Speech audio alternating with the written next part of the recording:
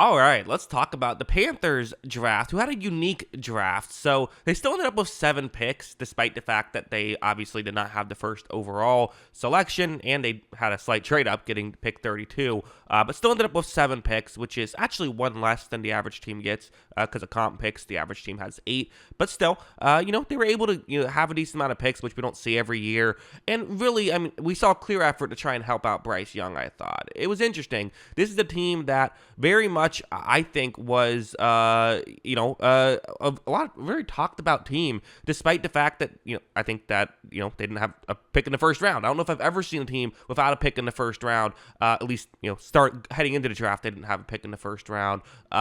Get talked about as much as the Panthers did. A lot of mock drafts would extend it to 33 just because they wanted to get the Panthers in on the mix, because people were interested in what were they going to do. I mean, I don't know if we've ever, I'm sure it's happened before, but since I've been watching, we haven't seen a team give away a first overall pick like this and be in kind of dire straits. But they went out and got Xavier Legette, who I think could be really good. I really liked him. I think he was someone who I think I viewed him as like a high second round guy, but one thing, that's where the consensus had him. If you see on the chart, the way it works is the number all the way to the left, when the player was drafted, the number next over, that is when they were projected to be drafted according to the consensus big board, and then the player name and the position. Legette is someone who is projected to be kind of a high second rounder. They get him at the end of the first. Now, why did they trade up at that spot with the Bills? Well, I think the Bills, they wanted Keon Coleman. The Panthers wanted Xavier Legette. I'm assuming there was some sort of handshake deal of like, hey, we'll trade up with this. You guys don't get Coleman though. Or maybe the Bills legitimately didn't care and said, hey, if you want, we're going to, take who we want. But if if you'd rather give us some draft capital, you can choose the guy instead.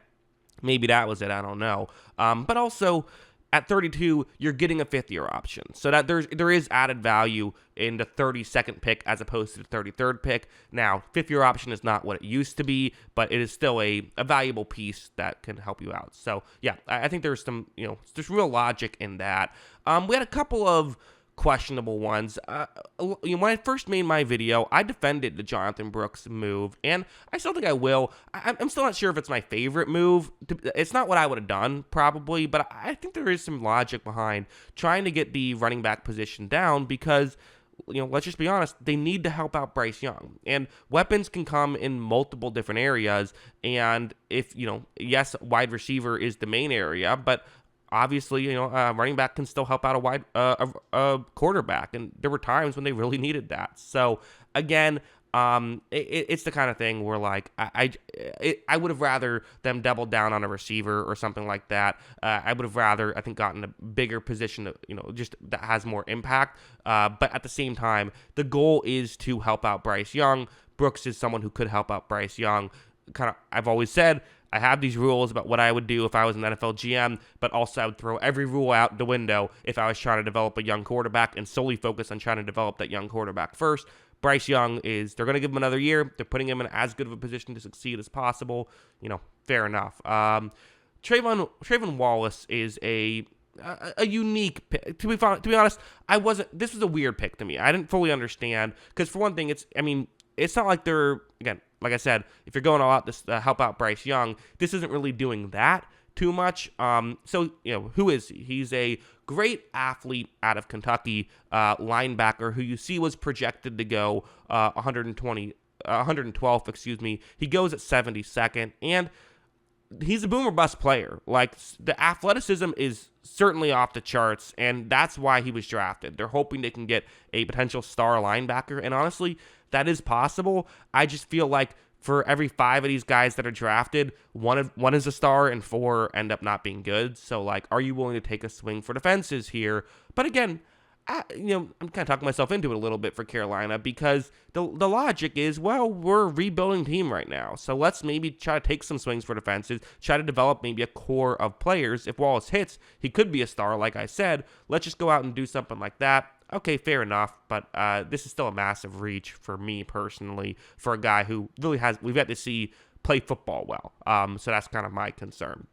Jatavian Sanders, though, more than makes up for it. And it's one of those things where if these two guys were selected into different spots, you'd feel way better about the Panthers draft. But still, you could have felt even better had they gone with someone other than Wallace and still gotten Sanders here. Either way, though, really like Sanders' game. He was projected to go 61st, falls to 101, which sometimes happens with tight ends. I don't know why, but that seems to be a position that there can be some of this. But I really like him. I think he's really good, and I'm surprised he fell as far as he did. He doesn't have the superstar potential that certainly not that Brock Bowers did, but even maybe some other linebackers.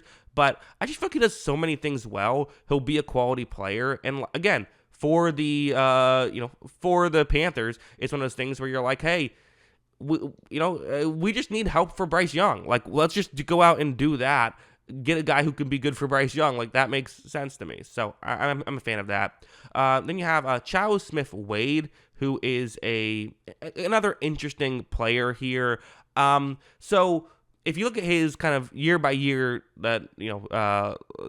stuff, he is not someone who I evaluated super aggressively. He was 183rd on the consensus big board. So he goes here at 157, so a bit of a reach there, but not the biggest guy. Doesn't have a ton of he's 5'11", 175. So saying he's not the biggest guy is an understatement. He's a small guy and wasn't great last year.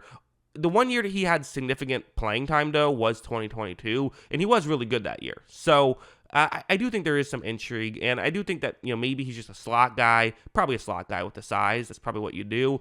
A lot of projection with someone like Smith-Wade, but I think there is some intrigue there as well. It does, again, though, feel like a bit of a reach for me. Final couple of picks. So we're into 200s here, where you always wonder if some of these guys are going to be special teamers. But Jaden Crumley, I don't think is Crumdy.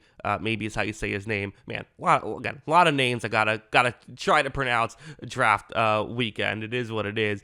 He's an interesting player in the sense that, he's not a pass rusher. He just isn't. He's a run-stuffing interior defensive lineman who's going to come out there on specific situations and probably do a decent job at that. That's all he is.